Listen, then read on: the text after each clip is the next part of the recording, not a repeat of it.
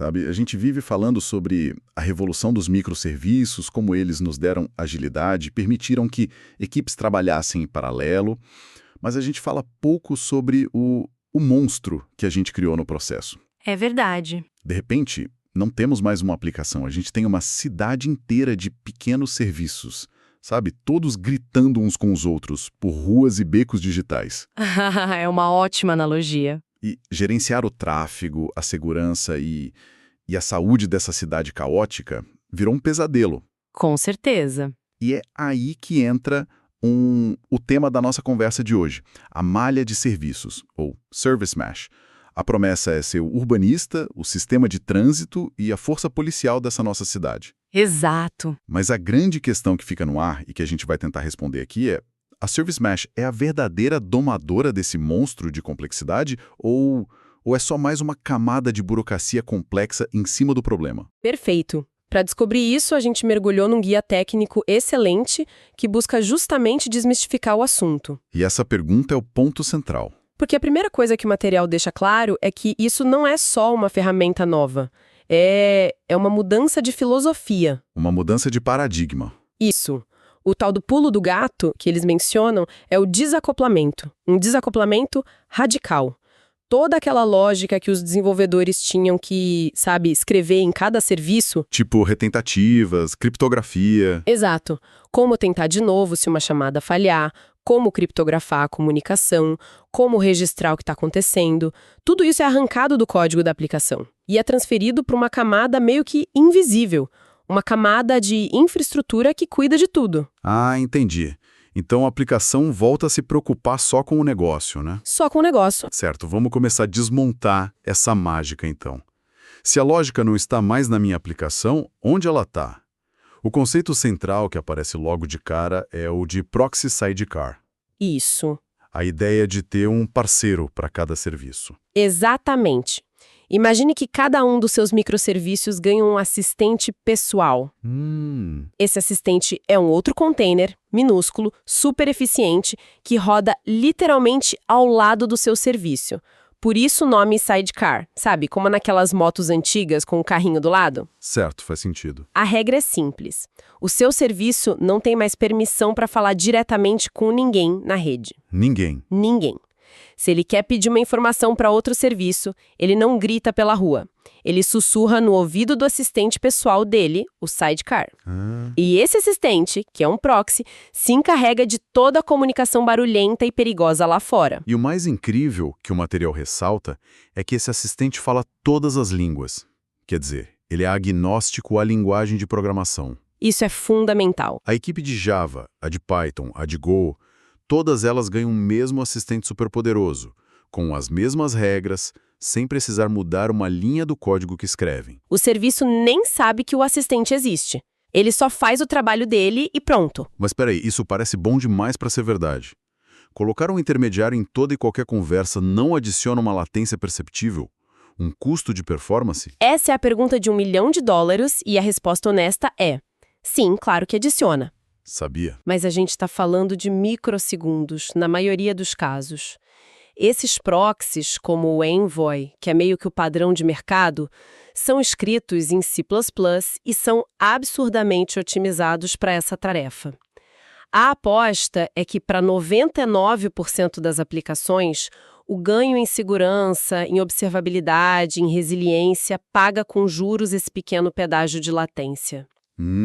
Entendi. A discussão só muda em sistemas de altíssima frequência, tipo mercado financeiro, onde cada microsegundo realmente pode valer milhões. Faz sentido. É um trade-off no fim das contas. Exato. Agora, se cada serviço tem seu próprio assistente, quem está no comando? Quem distribui as regras e diz para esses assistentes como eles devem se comportar? Isso me leva à segunda grande divisão da arquitetura, o tal do plano de dados e o plano de controle. Perfeito. O plano de dados é fácil de entender. É o conjunto de todos esses assistentes. Todos os proxies sidecar. A peãozada. Isso. Eles são os operários no chão de fábrica, lidando com cada byte de informação que passa entre os serviços. Eles são a força bruta da malha. E o plano de controle seria, então, a gerência, o cérebro que pensa e manda as ordens. Exatamente. E a distinção mais crucial aqui é que o plano de controle não toca nos dados da sua aplicação. Ah, isso é importante. É crucial. Ele não vê o carrinho de compras do cliente, não vê a senha, nada disso. A única função dele é configurar os proxies lá no plano de dados. Ele é a torre de comando de um aeroporto. Ele diz para o avião, pouse na pista 3, mude de altitude, cuidado com a turbulência, mas ele nunca entra no avião para ver quem são os passageiros. Entendi. A torre de comando, que seria o plano de controle, como Istio, só gerencia. Os aviões, que são o plano de dados, os proxies Envoy, é que carregam a carga. A analogia da torre de comando é ótima. E ela levanta uma questão de segurança, né? Se a torre de comando cair, se o cérebro parar de funcionar, todos os aviões caem do céu. O sistema inteiro para. E essa é a beleza do design. Não. Ufa. Se o plano de controle cair, o tráfego não para. Os proxies no plano de dados são projetados para continuar operando com a última configuração que receberam. Eles são resilientes. Ah, então eles têm uma memória da última ordem. Exato. Os aviões continuam em suas rotas seguros. O que se perde temporariamente é a capacidade de dar novas ordens. Você não consegue mudar uma rota de voo ou autorizar uma nova decolagem até a torre voltar. Mas o caos aéreo é evitado. Exatamente. Isso elimina um ponto único de falha que seria catastrófico. Entendi. Então temos os aviões, os sidecars e a torre de comando, o plano de controle garantindo que ninguém bata. Mas ter todo esse controle só por ter não adianta muito. O que a gente ganha de verdade com isso no dia a dia? Onde isso realmente salva a pele de um engenheiro? Agora a gente chega no coração do porquê. A arquitetura é o como, mas o valor está no quê. Certo. E podemos agrupar os benefícios em 3 pilares gigantes. O primeiro, e talvez o mais imediato, é a observabilidade. E faz todo sentido, né? Se todo o tráfego, sem exceção, passa por esses proxies, eles viram pontos de coleta de dados perfeitos. Exato. É como colocar um fiscal de trânsito em cada esquina da nossa cidade de microserviços. É exatamente isso. E eles te dão 3 coisas de graça, sem você escrever uma linha de código. Primeiro, métricas. Latência de cada chamada, número de requisições por segundo, taxas de erro. O básico. O básico, mas que já ajuda muito. Segundo, logs de acesso detalhados. Mas o terceiro é o que muda o jogo. Rastreamento distribuído, ou Distributed Tracing. Ah, isso é o que permite seguir uma única requisição na jornada dela por múltiplos serviços, certo? Sim, isso. Como colocar um GPS num pacote da Amazon e ver cada parada que ele faz até chegar em casa. É exatamente isso. E no mundo de microserviços, isso não é um luxo, é uma necessidade básica de sobrevivência. Imagino que sim. Pensa num clique num botão de comprar, que aciona o serviço de carrinho, que chama de inventário, que chama de promoções. Que chamou de pagamentos. Uma cadeia enorme. Uma cadeia de, 10 serviços no total. Se a página demorar 5 segundos para carregar, onde está o gargalo? Sem o rastreamento, é como procurar uma agulha no palheiro. Impossível. Com o rastreamento que a malha te dá de bandeja, você vê um gráfico que mostra, opa, o serviço de promoções demorou 4,8 segundos para responder. Problema encontrado. Problema encontrado. É a diferença entre horas de investigação e minutos de análise. Ok, o primeiro pilar já parece justificar muita coisa. Qual é o segundo? O segundo pilar é o gerenciamento de tráfego. Aqui a gente sai do passivo, que é só observar, e vai para o ativo, controlar. Começa a ficar divertido. Fica bem divertido. A malha te dá um controle granular sobre como o tráfego flui e, de novo, sem tocar no código. Um exemplo clássico é o circuit breaking. O disjuntor, como o de uma casa, né? Se algo dá errado, ele desarma para não queimar tudo. Perfeito! É precisamente isso. Se o seu serviço de pagamentos começa a falhar e responder com erro, o proxy sidecar percebe isso e abre o circuito. Ele para de mandar novas requisições para o serviço problemático por um tempo. E o que isso evita? 2 coisas terríveis. Primeiro, que o usuário final fique esperando eternamente por uma resposta que nunca vai ver. A famosa tela travada. Exato. E segundo, evita uma falha em cascata, onde os serviços que dependem dos pagamentos começam a travar também e derrubam o sistema inteiro como um dominó. Entendi. Protege o ecossistema todo. Isso. E dentro desse pilar de tráfego, tem uma técnica que eu sempre ouço falar e que parece quase mágica. Os Canary Deployments. Como isso funciona na prática? Ah, isso é uma das coisas mais poderosas.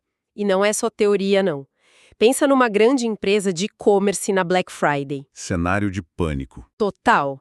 Lançar uma nova funcionalidade no checkout é um risco imenso. Um bug ali pode custar milhões. Com a malha, eles podem configurar uma regra simples lá no plano de controle. Mande 99% do tráfego para a versão antiga estável do checkout. Certo. E mande só 1% do tráfego, talvez só de funcionários da empresa, para a nova versão. Ah, que interessante. E aí eles podem monitorar obsessivamente as métricas daquela nova versão. A conversão está boa, a taxa de erros está em 0. Se tudo estiver perfeito por algumas horas... Ah, aumenta para 5%. Exato! Depois 20%, depois 50%, até chegar em 100%. A malha de serviços transforma o processo de rezar e torcer para medir e confirmar. Isso é realmente poderoso. Ok, temos observabilidade, gerenciamento de tráfego. Qual é o terceiro pilar? O terceiro, e para muitos o mais impactante, é a segurança. Especificamente, uma funcionalidade que o material chama com toda a razão de Killer Feature, o MTLS ou Mutual TLS. TLS eu conheço. É o S do HTTPS, o cadeado no navegador que garante que minha comunicação com o site é segura. O que esse M de Mutual muda? Ele muda tudo. No TLS normal, só o seu navegador se preocupa em verificar se o site é quem ele diz ser. O site não verifica a identidade do seu navegador. É uma confiança de mão única. Exato. Dentro de uma rede corporativa, a gente costumava assumir que tudo era seguro. O que chamamos de modelo castelo com fosso. Difícil de entrar, mas uma vez lá dentro, você pode andar livremente. Certo. O MTLS que a malha implementa destrói essa ideia. Ele força a autenticação mútua. O serviço A precisa provar sua identidade para o B e o B precisa provar sua identidade para o A, em toda a comunicação. Em toda. Em toda. E depois que eles se provam, a conversa inteira é criptografada. Então, peraí. Isso significa que a velha ideia de rede interna segura está oficialmente morta. A gente passa a assumir que o invasor já está dentro da rede. Exatamente. E por isso cada conversa precisa ser verificada. Isso muda completamente a forma como as equipes de segurança pensam. Muda completamente. É a implementação prática do modelo de segurança Zero Trust, confiança zero. Ninguém é confiável por padrão. Não importa se está dentro ou fora da rede. Uau! Cada serviço precisa ter um passaporte digital e apresentá-lo a cada conversa. E a malha faz isso tudo de forma automática. O desenvolvedor não precisa se preocupar com o gerenciamento de certificados, rotação de chaves. É um trabalho a menos. É um salto de postura de segurança que seria quase impossível de implementar manualmente em escala. Uau! Ok, isso tudo soa incrível. Quase bom demais para ser verdade. O que me leva a perguntar: onde as pessoas erram? Quais são as armadilhas? A confusão mais clássica que eu vejo é entre API Gateway e Service Mesh. Parecem fazer coisas parecidas. É a confusão mais comum, sem dúvida. A melhor forma de separar os dois é pensar na direção do tráfego, como se fosse um mapa. Ok. O API Gateway gerencia o tráfego norte-sul, o que vem de fora do seu data center para dentro. Tráfego da internet. Isso. O tráfego de um celular, de um navegador, de um parceiro. Ele é o porteiro do seu prédio, o segurança na porta de entrada. Ele cuida da autenticação, do rate limiting e decide para qual apartamento ou microserviço a requisição deve ir. E a Service Mesh, então, cuida do tráfego leste-oeste. A comunicação que acontece depois que você já passou pelo porteiro. Exatamente. A Service Mesh governa a comunicação entre os apartamentos, como o serviço de usuários fala com o de pedidos, como o de pagamentos fala com o de notificações. Entendi. São os corredores seguros, as fechaduras nas portas dos apartamentos, o sistema de interfone criptografado. Eles não são concorrentes, são complementares. Perfeito. A maioria das arquiteturas robustas hoje usa os dois. Um API Gateway na borda e uma Service Mesh no interior. Essa analogia do prédio é ótima. E além dessa confusão, o material aponta outros mitos, né? Por exemplo, o mito de que a Service Mesh é uma biblioteca que eu adiciono no meu código. Esse é um erro fundamental. É errado, né? Completamente. Não é um importe no seu código, é infraestrutura. É um processo que roda ao lado, fora da sua aplicação. Essa separação é o ponto central de toda a filosofia. Certo. Outro mito é que o plano de controle processa os dados dos usuários, o que, como a gente viu, é falso e seria um risco de segurança e performance gigantesco. Sim. Ele só envia as plantas da configuração, não a carga em si. E do outro lado da moeda, quando não usar? Quando a Service Mesh é um canhão para matar uma formiga. Esse é um ponto crucial para evitar o que a gente chama de desenvolvimento guiado por currículo, né? Haha, sim. Que é adotar uma tecnologia complexa só para dizer que usa. O primeiro caso óbvio é em monolitos. Se você tem uma única aplicação, não existe tráfego leste-oeste complexo para gerenciar. Não tem entre apartamentos? Não tem. Usar uma malha aqui seria como construir um sistema de metrô para uma casa de um cômodo só. Totalmente desnecessário. E para sistemas pequenos, digamos, com uns 3 ou 5 microserviços? Aí a resposta é depende, mas provavelmente não. A malha tem um custo. Certo. Cada sidecar consome um pouco de CPU e memória.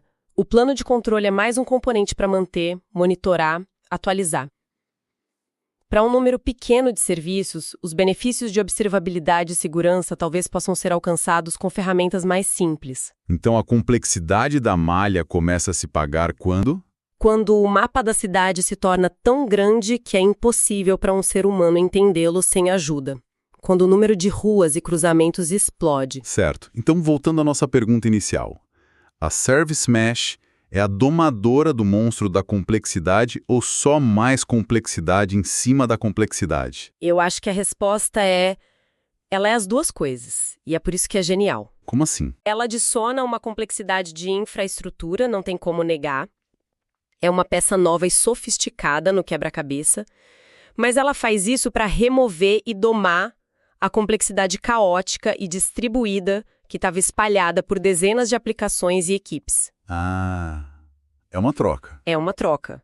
Você troca uma complexidade anárquica e perigosa por uma complexidade centralizada, gerenciada e poderosa. Então, no fim das contas, é uma abordagem arquitetônica para profissionalizar a comunicação.